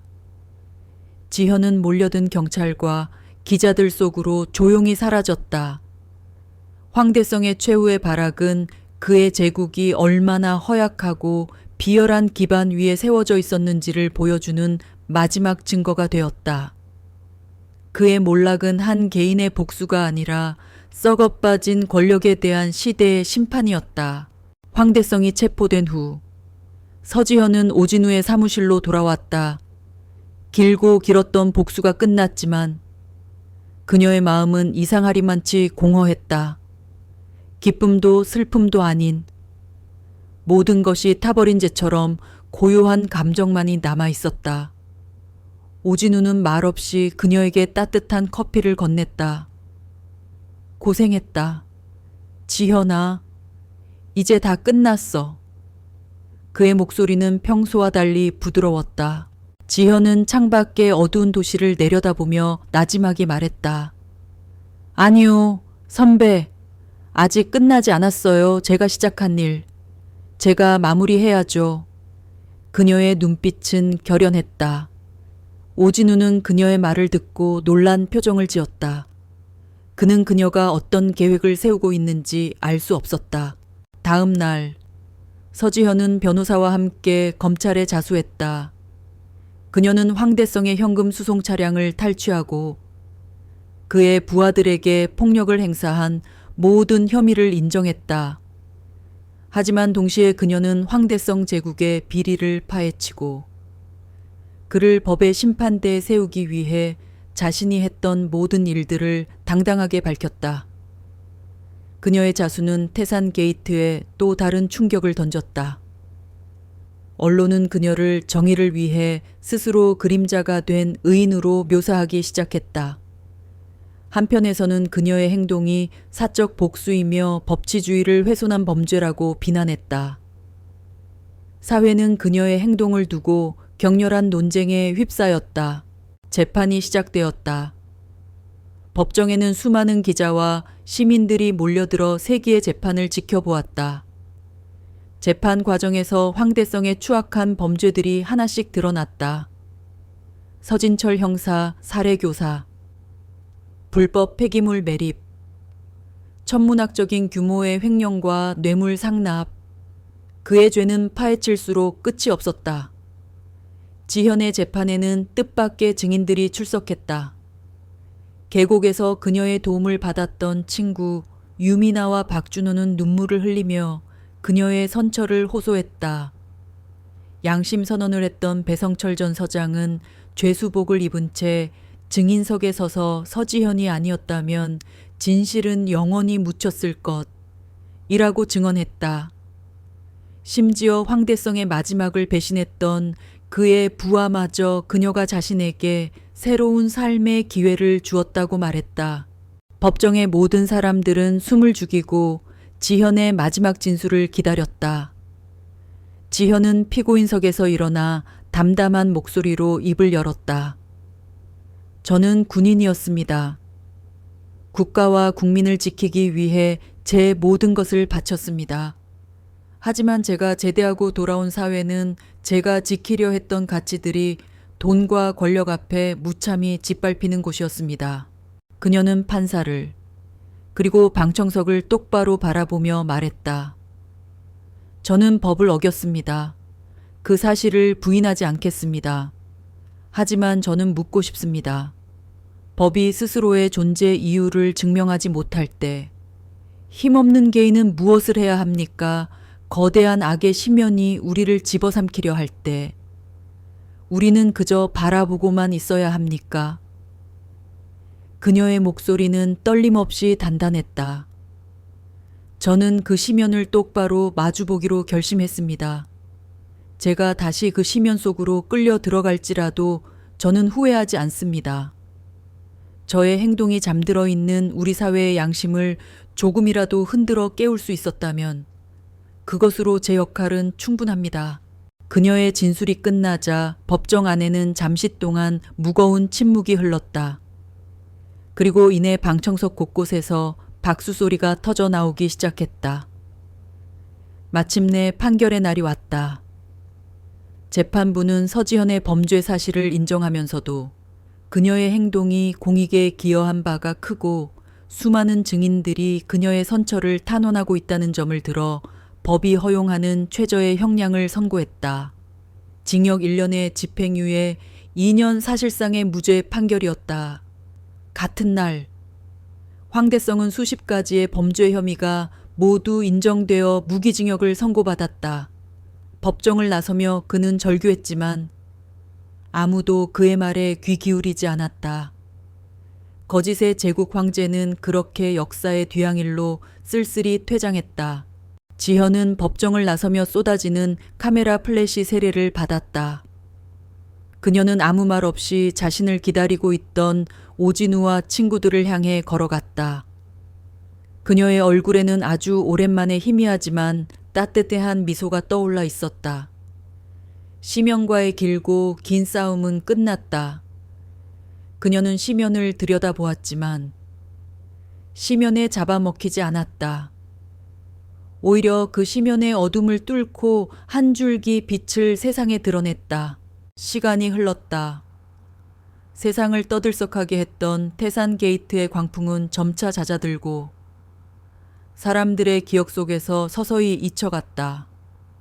황대성과 함께 부패의 사슬에 얽혀있던 수많은 권력자들은 법의 심판을 받았고 사회는 아주 조금 더 투명한 방향으로 나아갔다. 서지현은 도시를 떠났다. 그녀는 더 이상 과거의 그림자에 얽매이지도 미래를 불안해하지도 않았다. 그녀는 현재를 살아가는 법을 배우기 시작했다. 그녀는 전국을 여행하며 자신과 같은 아픔을 가진 사람들을 만났다. 국가로부터 버림받은 참전 용사들, 거대 자본의 삶의 터전을 잃은 사람들, 그녀는 그들의 이야기를 들어주고 법률적 지원을 받을 수 있도록 연결해주며 조용한 연대를 이어갔다. 그녀의 싸움은 끝났지만 그녀의 전쟁은 다른 방식으로 계속되고 있었다. 오진우는 여전히 어두운 골목의 사무실을 지키고 있었다. 하지만 그는 더 이상 돈을 받고 남의 뒤를 캐는 해결사가 아니었다. 그는 자신의 능력을 이용해 사회의 부조리를 고발하는 탐사보도 전문 매체와 협력하며 얼굴 없는 고발자로 활동했다.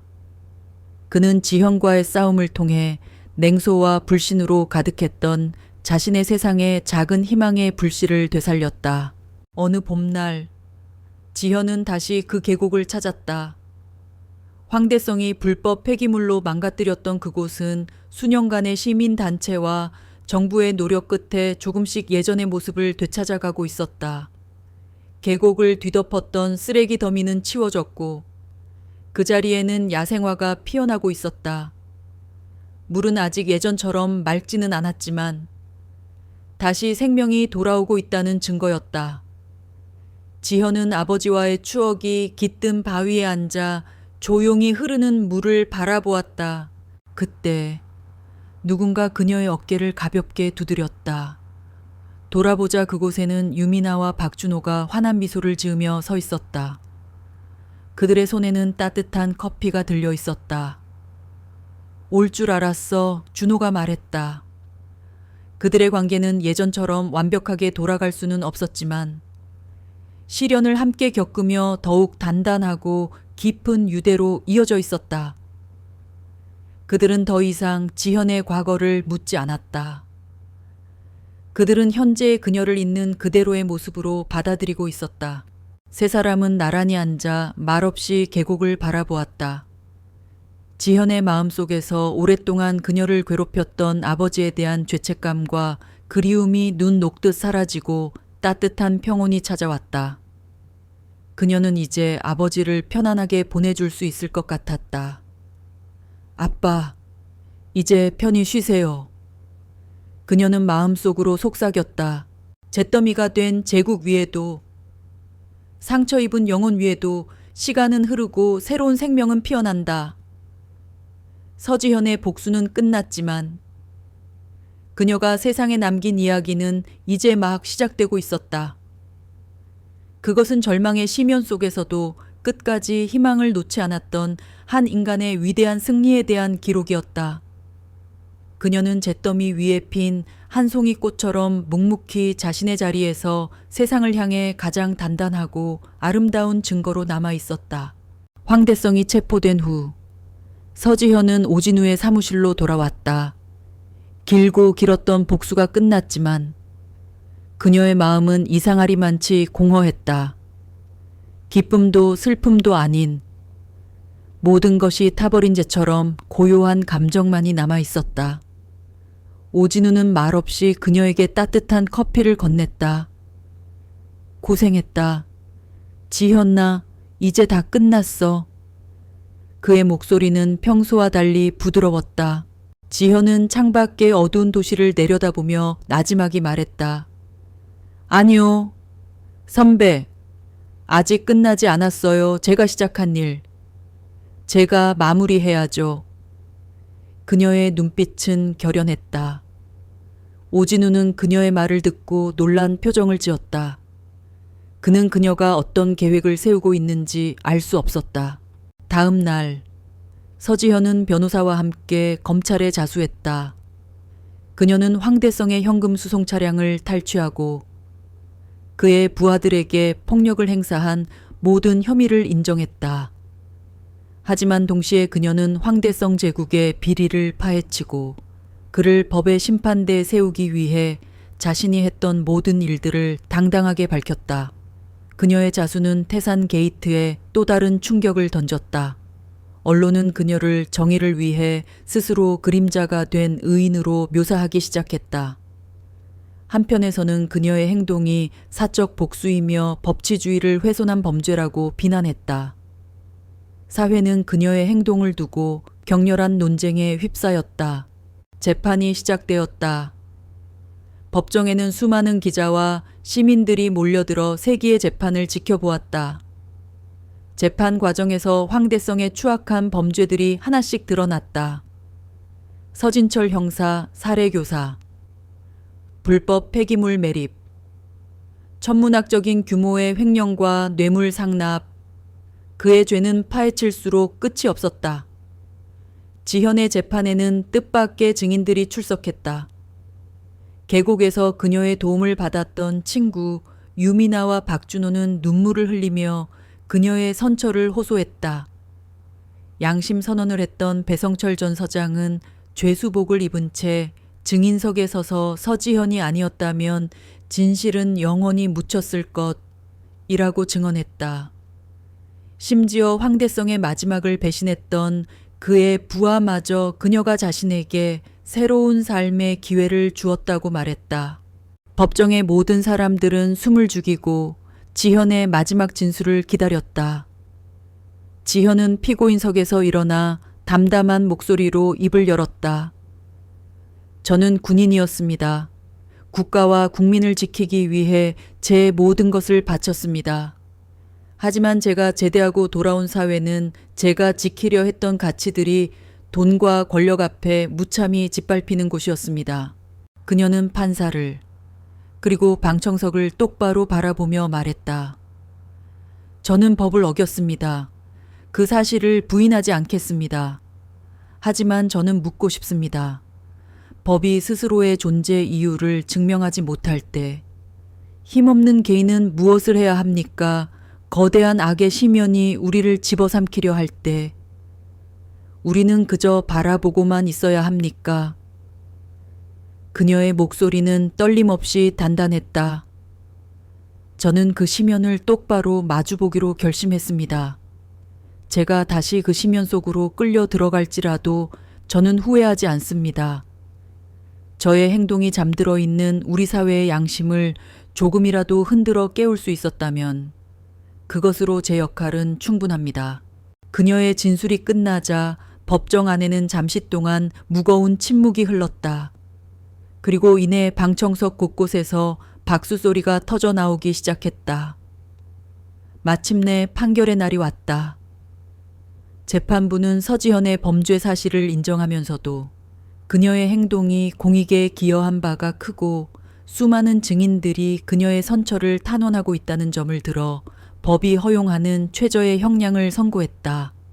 징역 1년의 집행유예 2년 사실상의 무죄 판결이었다. 같은 날 황대성은 수십 가지의 범죄 혐의가 모두 인정되어 무기징역을 선고받았다. 법정을 나서며 그는 절규했지만 아무도 그의 말에 귀 기울이지 않았다. 거짓의 제국 황제는 그렇게 역사의 뒤향일로 쓸쓸히 퇴장했다. 지현은 법정을 나서며 쏟아지는 카메라 플래시 세례를 받았다. 그녀는 아무 말 없이 자신을 기다리고 있던 오진우와 친구들을 향해 걸어갔다. 그녀의 얼굴에는 아주 오랜만에 희미하지만 따뜻한 미소가 떠올라 있었다. 시면과의 길고 긴 싸움은 끝났다. 그녀는 시면을 들여다보았지만 시면에 잡아먹히지 않았다. 오히려 그 시면의 어둠을 뚫고 한 줄기 빛을 세상에 드러냈다. 시간이 흘렀다. 세상을 떠들썩하게 했던 태산 게이트의 광풍은 점차 잦아들고 사람들의 기억 속에서 서서히 잊혀갔다. 황대성과 함께 부패의 사슬에 얽혀있던 수많은 권력자들은 법의 심판을 받았고 사회는 아주 조금 더 투명한 방향으로 나아갔다. 서지현은 도시를 떠났다. 그녀는 더 이상 과거의 그림자에 얽매이지도 미래를 불안해하지도 않았다. 그녀는 현재를 살아가는 법을 배우기 시작했다.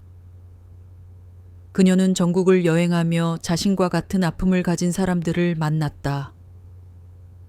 국가로부터 버림받은 참전 용사들, 거대 자본의 삶에 터전을 잃은 사람들, 그녀는 그들의 이야기를 들어주고 법률적 지원을 받을 수 있도록 연결해주며 조용한 연대를 이어갔다. 그녀의 싸움은 끝났지만 그녀의 전쟁은 다른 방식으로 계속되고 있었다. 오진우는 여전히 어두운 골목의 사무실을 지키고 있었다. 하지만 그는 더 이상 돈을 받고 남의 뒤를 캐는 해결사가 아니었다. 그는 자신의 능력을 이용해 사회의 부조리를 고발하는 탐사보도 전문 매체와 협력하며 얼굴 없는 고발자로 활동했다. 그는 지형과의 싸움을 통해 냉소와 불신으로 가득했던 자신의 세상에 작은 희망의 불씨를 되살렸다. 어느 봄날 지현은 다시 그 계곡을 찾았다. 황대성이 불법 폐기물로 망가뜨렸던 그곳은 수년간의 시민단체와 정부의 노력 끝에 조금씩 예전의 모습을 되찾아가고 있었다. 계곡을 뒤덮었던 쓰레기 더미는 치워졌고 그 자리에는 야생화가 피어나고 있었다. 물은 아직 예전처럼 맑지는 않았지만 다시 생명이 돌아오고 있다는 증거였다. 지현은 아버지와의 추억이 깃든 바위에 앉아 조용히 흐르는 물을 바라보았다. 그때 누군가 그녀의 어깨를 가볍게 두드렸다. 돌아보자 그곳에는 유미나와 박준호가 환한 미소를 지으며 서 있었다. 그들의 손에는 따뜻한 커피가 들려 있었다. 올 줄 알았어, 준호가 말했다. 그들의 관계는 예전처럼 완벽하게 돌아갈 수는 없었지만 시련을 함께 겪으며 더욱 단단하고 깊은 유대로 이어져 있었다. 그들은 더 이상 지현의 과거를 묻지 않았다. 그들은 현재의 그녀를 있는 그대로의 모습으로 받아들이고 있었다. 세 사람은 나란히 앉아 말없이 계곡을 바라보았다. 지현의 마음속에서 오랫동안 그녀를 괴롭혔던 아버지에 대한 죄책감과 그리움이 눈 녹듯 사라지고 따뜻한 평온이 찾아왔다. 그녀는 이제 아버지를 편안하게 보내줄 수 있을 것 같았다. 아빠, 이제 편히 쉬세요. 그녀는 마음속으로 속삭였다. 잿더미가 된 제국 위에도, 상처 입은 영혼 위에도 시간은 흐르고 새로운 생명은 피어난다. 서지현의 복수는 끝났지만 그녀가 세상에 남긴 이야기는 이제 막 시작되고 있었다. 그것은 절망의 심연 속에서도 끝까지 희망을 놓지 않았던 한 인간의 위대한 승리에 대한 기록이었다. 그녀는 잿더미 위에 핀 한 송이 꽃처럼 묵묵히 자신의 자리에서 세상을 향해 가장 단단하고 아름다운 증거로 남아 있었다. 황대성이 체포된 후 서지현은 오진우의 사무실로 돌아왔다. 길고 길었던 복수가 끝났지만 그녀의 마음은 이상하리만치 공허했다. 기쁨도 슬픔도 아닌 모든 것이 타버린 재처럼 고요한 감정만이 남아 있었다. 오진우는 말없이 그녀에게 따뜻한 커피를 건넸다. 고생했다. 지현아, 이제 다 끝났어. 그의 목소리는 평소와 달리 부드러웠다. 지현은 창밖의 어두운 도시를 내려다보며 나지막이 말했다. 아니요. 선배, 아직 끝나지 않았어요. 제가 시작한 일. 제가 마무리해야죠. 그녀의 눈빛은 결연했다. 오진우는 그녀의 말을 듣고 놀란 표정을 지었다. 그는 그녀가 어떤 계획을 세우고 있는지 알 수 없었다. 다음 날 서지현은 변호사와 함께 검찰에 자수했다. 그녀는 황대성의 현금 수송 차량을 탈취하고 그의 부하들에게 폭력을 행사한 모든 혐의를 인정했다. 하지만 동시에 그녀는 황대성 제국의 비리를 파헤치고 그를 법의 심판대에 세우기 위해 자신이 했던 모든 일들을 당당하게 밝혔다. 그녀의 자수는 태산 게이트에 또 다른 충격을 던졌다. 언론은 그녀를 정의를 위해 스스로 그림자가 된 의인으로 묘사하기 시작했다. 한편에서는 그녀의 행동이 사적 복수이며 법치주의를 훼손한 범죄라고 비난했다. 사회는 그녀의 행동을 두고 격렬한 논쟁에 휩싸였다. 재판이 시작되었다. 법정에는 수많은 기자와 시민들이 몰려들어 세기의 재판을 지켜보았다. 재판 과정에서 황대성의 추악한 범죄들이 하나씩 드러났다. 서진철 형사 살해교사, 불법 폐기물 매립, 천문학적인 규모의 횡령과 뇌물 상납, 그의 죄는 파헤칠수록 끝이 없었다. 지현의 재판에는 뜻밖의 증인들이 출석했다. 계곡에서 그녀의 도움을 받았던 친구 유미나와 박준호는 눈물을 흘리며 그녀의 선처를 호소했다. 양심 선언을 했던 배성철 전 서장은 죄수복을 입은 채 증인석에 서서 서지현이 아니었다면 진실은 영원히 묻혔을 것이라고 증언했다. 심지어 황대성의 마지막을 배신했던 그의 부하마저 그녀가 자신에게 새로운 삶의 기회를 주었다고 말했다. 법정의 모든 사람들은 숨을 죽이고 지현의 마지막 진술을 기다렸다. 지현은 피고인석에서 일어나 담담한 목소리로 입을 열었다. 저는 군인이었습니다. 국가와 국민을 지키기 위해 제 모든 것을 바쳤습니다. 하지만 제가 제대하고 돌아온 사회는 제가 지키려 했던 가치들이 돈과 권력 앞에 무참히 짓밟히는 곳이었습니다. 그녀는 판사를 그리고 방청석을 똑바로 바라보며 말했다. 저는 법을 어겼습니다. 그 사실을 부인하지 않겠습니다. 하지만 저는 묻고 싶습니다. 법이 스스로의 존재 이유를 증명하지 못할 때 힘없는 개인은 무엇을 해야 합니까? 거대한 악의 시면이 우리를 집어삼키려 할 때 우리는 그저 바라보고만 있어야 합니까? 그녀의 목소리는 떨림없이 단단했다. 저는 그 시면을 똑바로 마주보기로 결심했습니다. 제가 다시 그 시면 속으로 끌려 들어갈지라도 저는 후회하지 않습니다. 저의 행동이 잠들어 있는 우리 사회의 양심을 조금이라도 흔들어 깨울 수 있었다면 그것으로 제 역할은 충분합니다. 그녀의 진술이 끝나자 법정 안에는 잠시 동안 무거운 침묵이 흘렀다. 그리고 이내 방청석 곳곳에서 박수 소리가 터져 나오기 시작했다. 마침내 판결의 날이 왔다. 재판부는 서지현의 범죄 사실을 인정하면서도 그녀의 행동이 공익에 기여한 바가 크고 수많은 증인들이 그녀의 선처를 탄원하고 있다는 점을 들어 법이 허용하는 최저의 형량을 선고했다. 징역 1년의 집행유예 2년 사실상의 무죄 판결이었다. 같은 날 황대성은 수십 가지의 범죄 혐의가 모두 인정되어 무기징역을 선고받았다. 법정을 나서며 그는 절규했지만 아무도 그의 말에 귀 기울이지 않았다. 거짓의 제국 황제는 그렇게 역사의 뒤향일로 쓸쓸히 퇴장했다. 지현은 법정을 나서며 쏟아지는 카메라 플래시 세례를 받았다. 그녀는 아무 말 없이 자신을 기다리고 있던 오진우와 친구들을 향해 걸어갔다. 그녀의 얼굴에는 아주 오랜만에 희미하지만 따뜻한 미소가 떠올라 있었다. 시면과의 길고 긴 싸움은 끝났다. 그녀는 시면을 들여다보았지만 시면에 잡아먹히지 않았다. 오히려 그 시면의 어둠을 뚫고 한 줄기 빛을 세상에 드러냈다. 시간이 흘렀다. 세상을 떠들썩하게 했던 태산 게이트의 광풍은 점차 잦아들고 사람들의 기억 속에서 서서히 잊혀갔다. 황대성과 함께 부패의 사슬에 얽혀 있던 수많은 권력자들은 법의 심판을 받았고 사회는 아주 조금 더 투명한 방향으로 나아갔다. 서지현은 도시를 떠났다.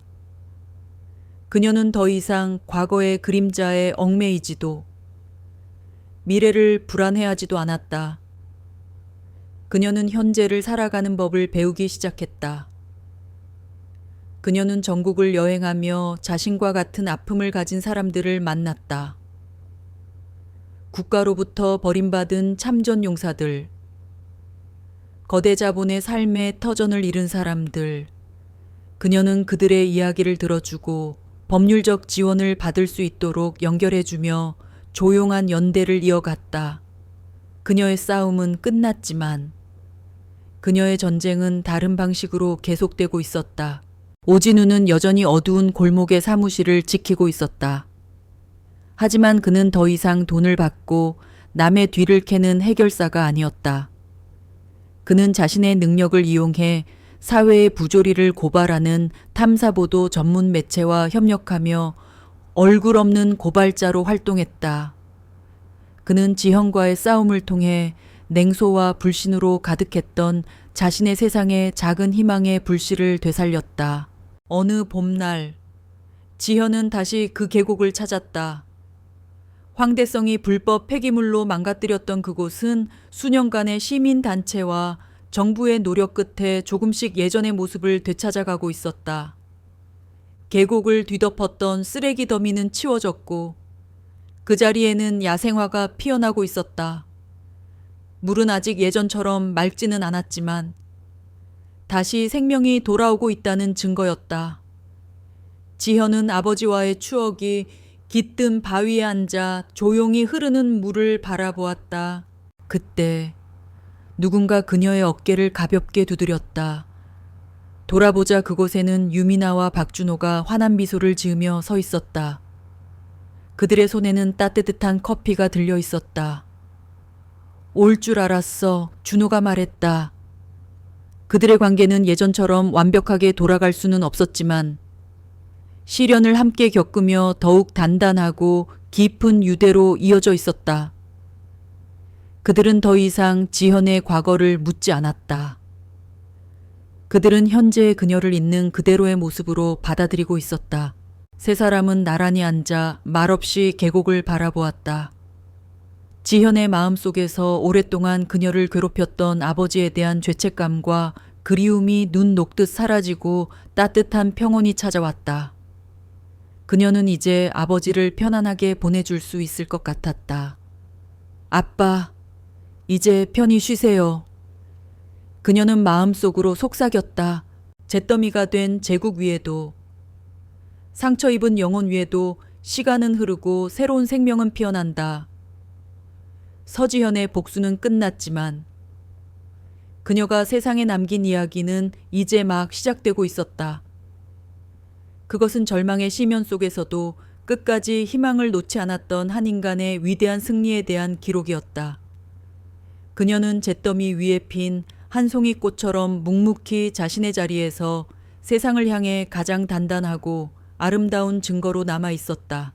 황대성이 체포된 후 서지현은 오진우의 사무실로 돌아왔다. 길고 길었던 복수가 끝났지만 그녀의 마음은 이상하리만치 공허했다.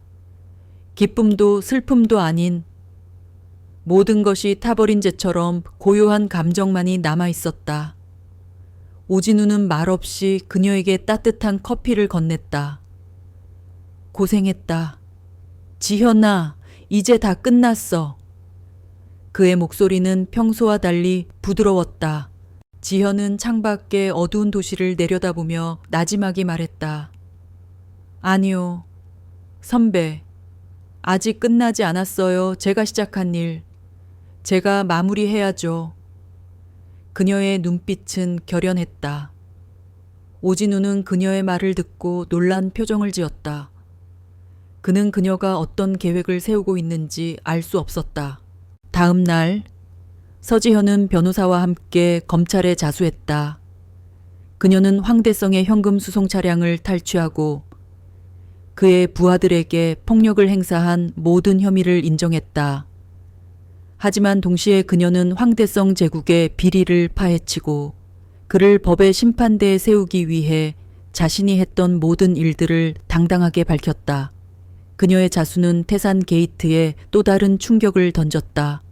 언론은 그녀를 정의를 위해 스스로 그림자가 된 의인으로 묘사하기 시작했다. 한편에서는 그녀의 행동이 사적 복수이며 법치주의를 훼손한 범죄라고 비난했다. 사회는 그녀의 행동을 두고 격렬한 논쟁에 휩싸였다. 재판이 시작되었다. 법정에는 수많은 기자와 시민들이 몰려들어 세기의 재판을 지켜보았다. 재판 과정에서 황대성의 추악한 범죄들이 하나씩 드러났다.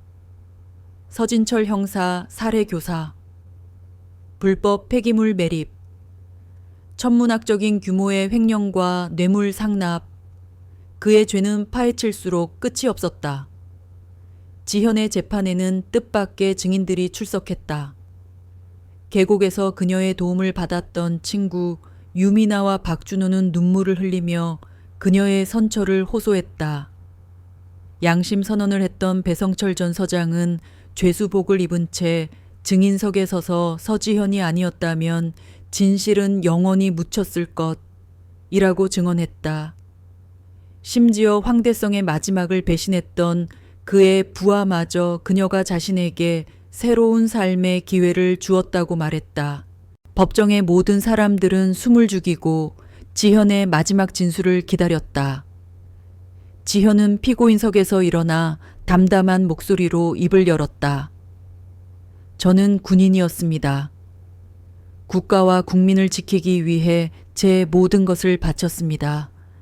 하지만 제가 제대하고 돌아온 사회는 제가 지키려 했던 가치들이 돈과 권력 앞에 무참히 짓밟히는 곳이었습니다. 그녀는 판사를 그리고 방청석을 똑바로 바라보며 말했다. 저는 법을 어겼습니다. 그 사실을 부인하지 않겠습니다. 하지만 저는 묻고 싶습니다. 법이 스스로의 존재 이유를 증명하지 못할 때 힘없는 개인은 무엇을 해야 합니까? 거대한 악의 심연이 우리를 집어삼키려 할 때 우리는 그저 바라보고만 있어야 합니까? 그녀의 목소리는 떨림없이 단단했다. 저는 그 심연을 똑바로 마주보기로 결심했습니다. 제가 다시 그 심연 속으로 끌려 들어갈지라도 저는 후회하지 않습니다. 저의 행동이 잠들어 있는 우리 사회의 양심을 조금이라도 흔들어 깨울 수 있었다면 그것으로 제 역할은 충분합니다. 그녀의 진술이 끝나자 법정 안에는 잠시 동안 무거운 침묵이 흘렀다. 그리고 이내 방청석 곳곳에서 박수 소리가 터져 나오기 시작했다. 마침내 판결의 날이 왔다. 재판부는 서지현의 범죄 사실을 인정하면서도 그녀의 행동이 공익에 기여한 바가 크고 수많은 증인들이 그녀의 선처를 탄원하고 있다는 점을 들어 법이 허용하는 최저의 형량을 선고했다. 징역 1년의 집행유예 2년 사실상의 무죄 판결이었다. 같은 날 황대성은 수십 가지의 범죄 혐의가 모두 인정되어 무기징역을 선고받았다. 법정을 나서며 그는 절규했지만 아무도 그의 말에 귀 기울이지 않았다. 거짓의 제국 황제는 그렇게 역사의 뒤향일로 쓸쓸히 퇴장했다. 지현은 법정을 나서며 쏟아지는 카메라 플래시 세례를 받았다. 그녀는 아무 말 없이 자신을 기다리고 있던 오진우와 친구들을 향해 걸어갔다. 그녀의 얼굴에는 아주 오랜만에 희미하지만 따뜻한 미소가 떠올라 있었다. 심연과의 길고 긴 싸움은 끝났다. 그녀는 심연을 들여다보았지만 심연에 잡아먹히지 않았다. 오히려 그 심연의 어둠을 뚫고 한 줄기 빛을 세상에 드러냈다. 시간이 흘렀다. 세상을 떠들썩하게 했던 태산 게이트의 광풍은 점차 잦아들고 사람들의 기억 속에서 서서히 잊혀갔다. 황대성과 함께 부패의 사슬에 얽혀있던 수많은 권력자들은 법의 심판을 받았고 사회는 아주 조금 더 투명한 방향으로 나아갔다. 서지현은 도시를 떠났다. 그녀는 더 이상 과거의 그림자에 얽매이지도 미래를 불안해하지도 않았다. 그녀는 현재를 살아가는 법을 배우기 시작했다. 그녀는 전국을 여행하며 자신과 같은 아픔을 가진 사람들을 만났다. 국가로부터 버림받은 참전 용사들, 거대 자본의 삶의 터전을 잃은 사람들, 그녀는 그들의 이야기를 들어주고 법률적 지원을 받을 수 있도록 연결해주며 조용한 연대를 이어갔다. 그녀의 싸움은 끝났지만 그녀의 전쟁은 다른 방식으로 계속되고 있었다. 오진우는 여전히 어두운 골목의 사무실을 지키고 있었다. 하지만 그는 더 이상 돈을 받고 남의 뒤를 캐는 해결사가 아니었다. 그는 자신의 능력을 이용해 사회의 부조리를 고발하는 탐사보도 전문 매체와 협력하며 얼굴 없는 고발자로 활동했다. 그는 지형과의 싸움을 통해 냉소와 불신으로 가득했던 자신의 세상의 작은 희망의 불씨를 되살렸다. 어느 봄날 지현은 다시 그 계곡을 찾았다. 황대성이 불법 폐기물로 망가뜨렸던 그곳은 수년간의 시민단체와 정부의 노력 끝에 조금씩 예전의 모습을 되찾아가고 있었다. 계곡을 뒤덮었던 쓰레기 더미는 치워졌고 그 자리에는 야생화가 피어나고 있었다. 물은 아직 예전처럼 맑지는 않았지만 다시 생명이 돌아오고 있다는 증거였다. 지현은 아버지와의 추억이 깃든 바위에 앉아 조용히 흐르는 물을 바라보았다. 그때 누군가 그녀의 어깨를 가볍게 두드렸다. 돌아보자 그곳에는 유미나와 박준호가 환한 미소를 지으며 서 있었다. 그들의 손에는 따뜻한 커피가 들려 있었다. 올 줄 알았어, 준호가 말했다. 그들의 관계는 예전처럼 완벽하게 돌아갈 수는 없었지만 시련을 함께 겪으며 더욱 단단하고 깊은 유대로 이어져 있었다. 그들은 더 이상 지현의 과거를 묻지 않았다. 그들은 현재의 그녀를 있는 그대로의 모습으로 받아들이고 있었다. 세 사람은 나란히 앉아 말없이 계곡을 바라보았다. 지현의 마음속에서 오랫동안 그녀를 괴롭혔던 아버지에 대한 죄책감과 그리움이 눈 녹듯 사라지고 따뜻한 평온이 찾아왔다. 그녀는 이제 아버지를 편안하게 보내줄 수 있을 것 같았다. 아빠, 이제 편히 쉬세요. 그녀는 마음속으로 속삭였다. 잿더미가 된 제국 위에도, 상처 입은 영혼 위에도 시간은 흐르고 새로운 생명은 피어난다. 서지현의 복수는 끝났지만 그녀가 세상에 남긴 이야기는 이제 막 시작되고 있었다. 그것은 절망의 심연 속에서도 끝까지 희망을 놓지 않았던 한 인간의 위대한 승리에 대한 기록이었다. 그녀는 잿더미 위에 핀 한 송이 꽃처럼 묵묵히 자신의 자리에서 세상을 향해 가장 단단하고 아름다운 증거로 남아 있었다.